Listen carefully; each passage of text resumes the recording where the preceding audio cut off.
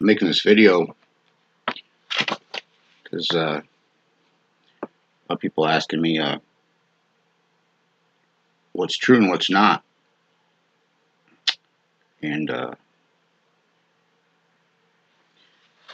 so I'm going to point out some credibility issues that Jeannie has, and how she's used her untruthfulness to damage me in my life. How she lied on the stand to obtain a protective order that she did not need or deserve. And yeah, so I'm going to get right into it.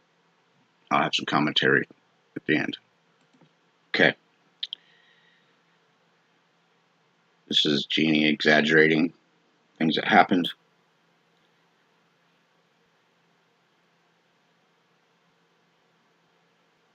This is Frank Knighty, her lawyer. Excuse me? He slammed his hand down on the table? She responded, yeah, right in front of me. Demanded they talk to me. And Doug said, no, this isn't happening here, because this wasn't the first incident.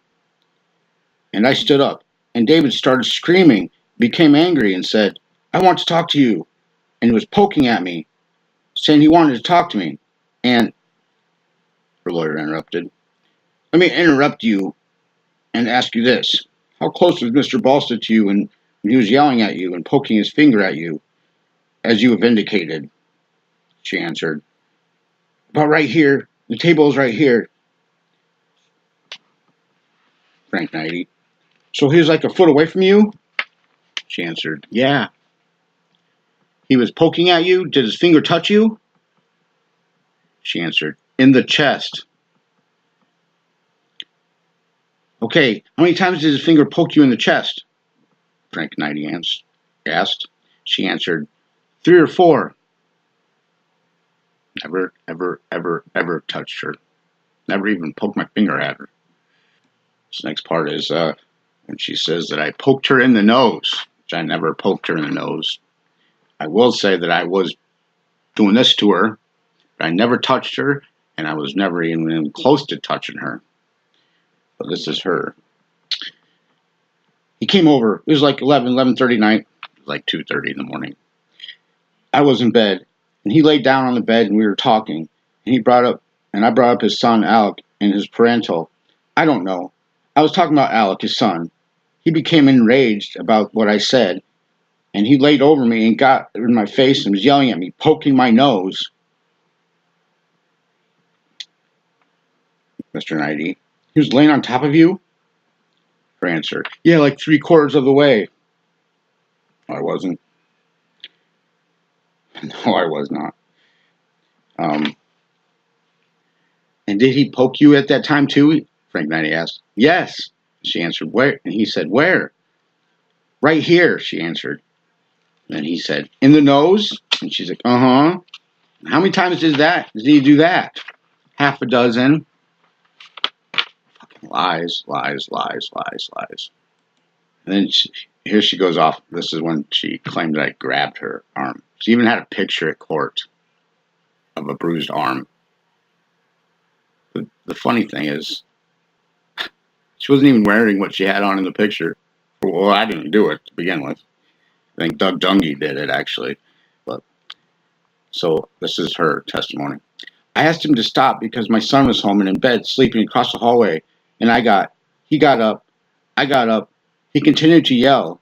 He went into the hallway and was still arguing. I asked him to be quiet because my son was sleeping right there. And I shut Zach's door. And I was arguing with him about his phone because he records everything. And I said, are you recording this? And he said, no, I'm not. And he was laughing about it. And he pulled his phone out of his pocket. And I said, give me your phone. I want to see if you're recording it. And he became angry again because I was accusing him of recording. And I grabbed his phone. And then he grabbed my arm. And I said, let go of my arm. And he said, no, give me my phone. And I said, let go of my arm. And he kept grabbing my arm. And the phone flew down the steps. And he wouldn't let go of my arm yet. And I said, I'm going to call the police. And he says, of course. He argued about that and got angry again. And then he went down, got his phone, because he knew I was calling the police again. I never grabbed her phone. She had already called the cops. And what happened at this particular time is when I was over there, and she did say something bad about my son, and I did get argumentative with her, and I responded by saying something bad about Doug Jungie.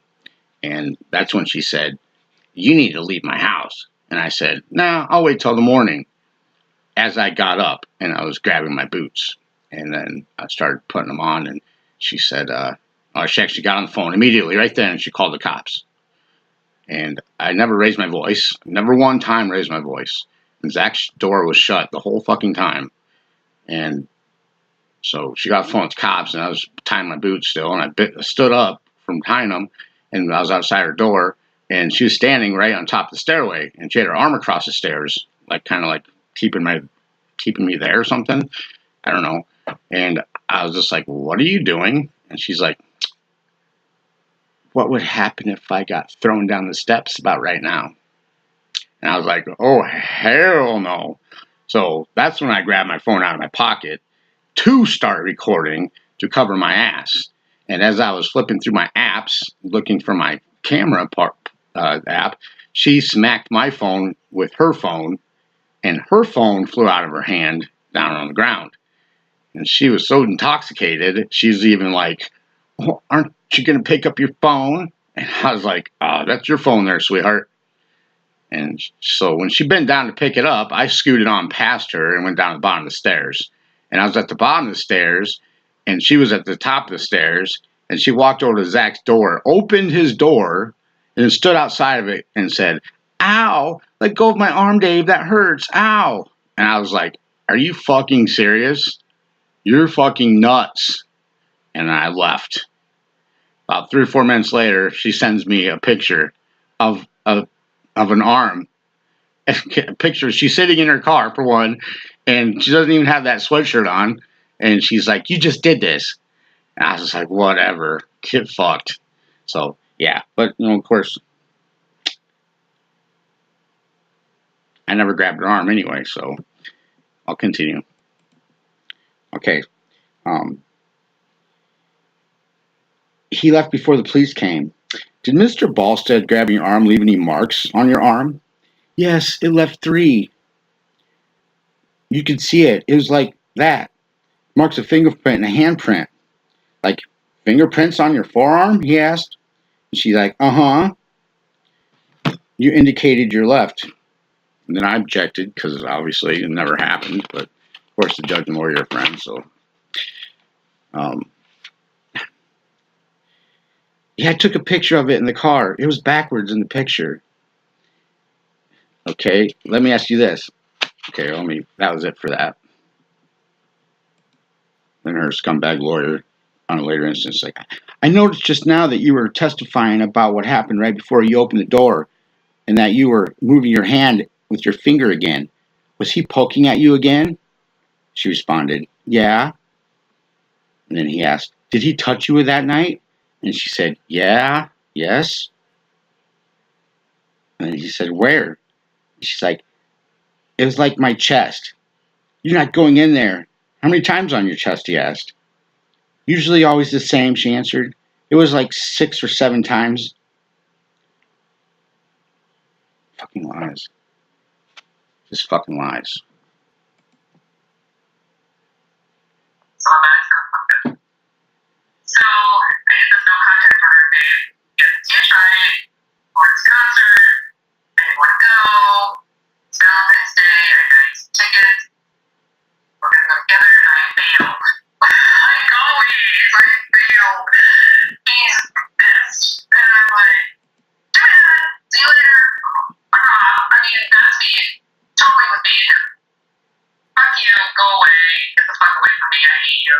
You're a loser." Blah blah blah blah. I mean, seriously, it was bad.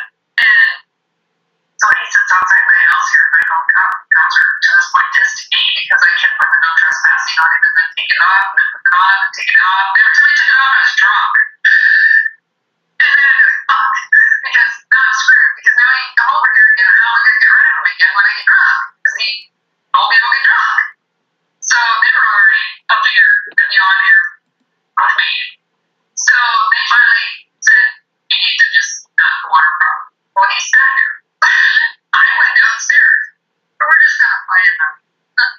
house is going to move.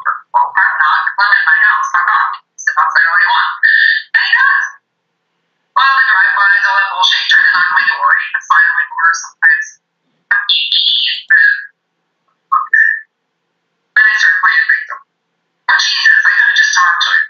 That's all he wanted. He just wanted to talk to me, but I have been taught not to speak. I have been taught to grow up or drink. So talking in my mindset. Who talks? About what?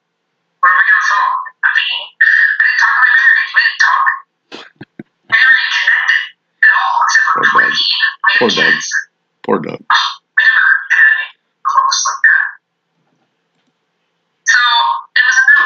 And I didn't like it. And no, or high water, he came to talk to me. Well, I changed my phone number, agreed to get a lawyer. I get no contact. Some of the stuff said in that hearing was misunderstood. He asked some questions about the night that Adelina said happened. And yeah, that did happen. Did he poke? Did he poke? David and I had a lot of fighting. Him actually grabbing me never happened. Him poking me would be him pointing at me like this, and that was because I said something.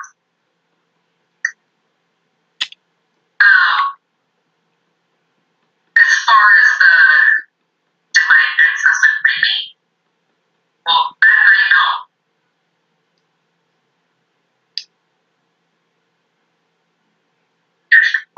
It was before. So there you go. She lied. She lied her ass off, like I said, all summer long. And she continues to lie. And she continues to say stuff that's not true about me. And she continues to do things that are just not right. And it's got to stop. It's got to stop. I'm not the one who caused this problem in her life. I'm not the one who raped her. I'm not the one who did any of this crap. The problem is she never could get away from Doug and Dwayne. She has to have their approval for everything. She admits it in that video if you watch the whole thing. I mean, Doug raped her. Went into her house and raped her. And she's still fucked up to this day because of it. And she wanted to protect him because it was the father to her children. So he got away with it, and that's how he deals with it, and that's how she deals with it. And it's not right because I loved her, and I seen what he was doing. I'm sorry, but that's fucking a horrible, heinous thing to do to somebody, especially somebody that's supposed to trust you. And then you got Dwayne, who fucking puts his nose into all of our business. He makes stuff up. He said I gave my ex-wife a black eye at the racetrack. I never fucking hit my ex-wife. So that's impossible. He scares Z. He threatens fucking Jeannie that he's going to take Z away if she dates me. Dude, you're a fucking loser. You fucking pinned her up against, fucking threw up against the wall. Fucking told her you're going to kill her in front of her children. You fucking punched your dog so hard you about knocked the fuck out. I mean, talk about anger management. You fucking forced her to have sex with you with her 9-year-old son awake in the bed. That's fucking disgusting. Who the fuck are you to tell me that I'm not good? Check yourself there, dude. And Jeannie, you need to stop this bullshit. This got to stop. You know it, and I know it. Don't know who you're trying to prove something to. Quit calling the fucking cops, because goddamn, I'm not doing anything illegal. Just stop. Stop. Quit lying. Quit doing things that are not cool. Just stop. Because if you don't, it's going to get fucking worse and worse. And it's going to get fucking bad. Because it always fucking does. Stop. Stop. Everything.